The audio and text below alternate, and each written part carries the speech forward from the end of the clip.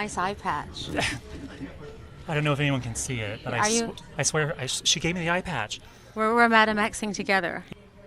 You smell lovely. Thank you. Is it some sort of MDNA scent? It's called Portrait of a Lady. Really? I know. A girl can dream.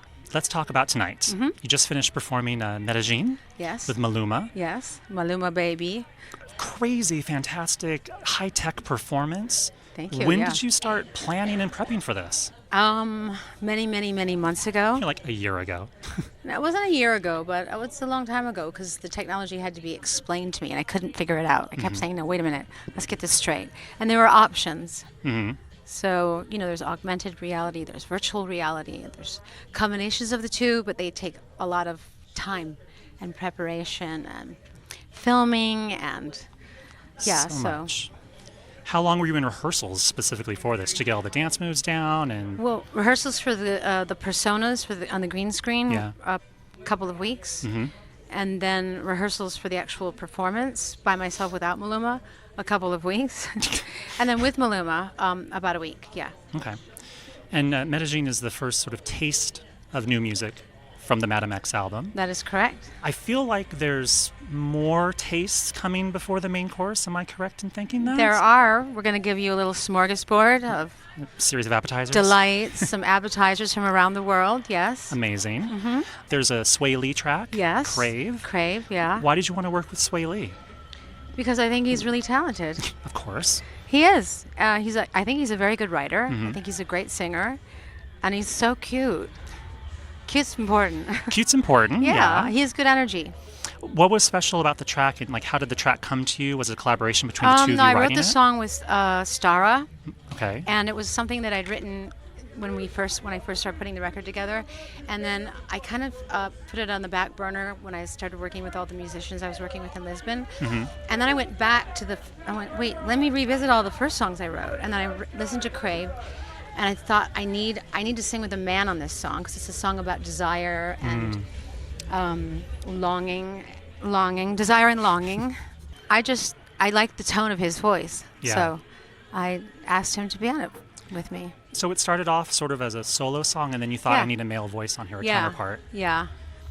Was it hard for you to kind of narrow down the number of songs that you had going into the album, or did you kind of go into there with a concept of here are the specific tracks I want? No, I had no idea how many songs I was going to end up with. I just knew the record was born in Lisbon, and originally I worked with a lot of Portuguese musicians and sang several songs in Portuguese, and then it kind of expanded to different countries, to Brazil, to Colombia, and then intersperse, working with Mirwais, the French producer. Yes. So the song it's really a global album. Yeah. So. Do you sort of consider it like a concept album in a way? Because the Madame X personas. I don't really know what that means. Well, in the sense of there's all these different personas. The equestrian and the teacher. But they're all extensions of me, anyways, because I do all those things. Right. I believe it or not, I do clean my house, so I consider myself a housekeeper. Really? And I ride horses, and I love it. And I can teach you how to do the cha-cha if you want. I might fall over. It's saying that I am all these things, but also the other reason that I named the record Madame X is because it was a name given to me when I was 19 and I first moved to New York by a woman who I looked up to and admired, and she gave me that name because she said she couldn't recognize all my different personas because I kept changing the way I looked. So, and that was in the beginning of my career when I didn't think about who I should be or what I should be. I was experimenting. And so I felt like I had come full circle and gave the record that name because I'm in the same frame of mind. Does that make sense? Yeah. Who was the woman that gave you the name? Martha Graham. Good Lord. The great Martha Graham. You went to her dance? Do you know? I danced in her school. Yeah. She was alive when I studied there, and I danced in Pearl Lang, who was one of her proteges' dance companies. You eventually met Martha Graham in person at some point later. I did, and we met. She was mad at me, then she gave me the name Madame X, and then years later when I was successful, she asked me to give her an award. And we traded stories about those days when I was a bad girl. You're working with Mirwais on the album. He produced many of the Medellín. tracks. Yes. He produced other tracks as well. Yeah. What was it like going back and revisiting working with him after kind of a little bit? It was nice. It was refreshing because he's a real deep thinking, philosophical, existentialist intellectual, Yeah. and he likes to argue and debate. But And do you like that in the pontificate. studio when you're writing? I do actually, Okay. because it provokes thought, which is rare these days, and then it gives you ideas for songs, and then you dig deep and you start to learn about characters. Like I have a song on the record called "Dark Ballet," which, believe it or not, is inspired by Joan of Arc. So when we were writing the song, we started doing all this research on Joan of Arc that I never knew about, and I mean I learned things about her that I didn't know about beyond the broad strokes that everybody knows. Right. So things like that come up. Then we start studying filmmakers or philosophers or, quantum physics or you name it. This So totally translates to pop music, right?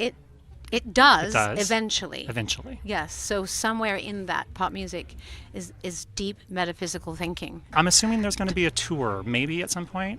You're probably not allowed to say anything right now. It's been spoken about Okay. in such a deep way Okay. that I'm actually having production meetings. Okay. Yes. So it's probably happening. Yes. May I make a request? For a song that you want me to perform? Just to consider. Just a teeny one, a tiny one. Tiny one. What are you missing from the repertoire? Okay, so you've had 38 top 10 hits on the Billboard Hot 100 chart. That is a record. I'd like to have more. We can work on that. You don't like me anymore. Lady, come on now. Man, You're my queen. well, prove it. Well, I can't just make you do something on the charts. You can do whatever you want. Okay, let's get You're back. wearing a patch. True, the patch can do everything. Yes. Back to my question, though. Yes. 38 top 10 hits, but you haven't performed 3 of them live yet. What? I'll remember. This used to be my playground, and Rescue Me. Just consider. Those were top 1 hits? Top 10 hits. Top 10 hits. I'll Remember was number 2. Rescue Me was number 9. And what was the other one? I'll tell you what. This used to be my playground was number 1. Because they're very laid back, dreamy songs, and they don't usually go in my like, True. Interlude. I don't know.